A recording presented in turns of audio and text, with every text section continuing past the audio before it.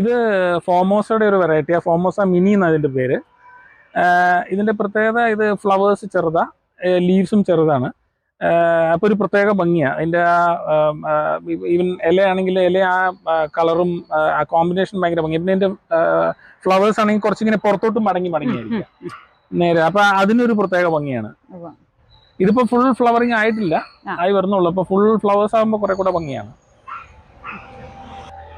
ഇതൊരു നാടൻ വെറൈറ്റി ആണെന്ന് തോന്നുന്നു അല്ലേ? ഇത് നാടനാണ്. പക്ഷെ നാടൻ പ്ലാന്റ്സ് അതിനും അതിന്റേതായിട്ടുള്ള ഭംഗിയുണ്ട് ചിലത്.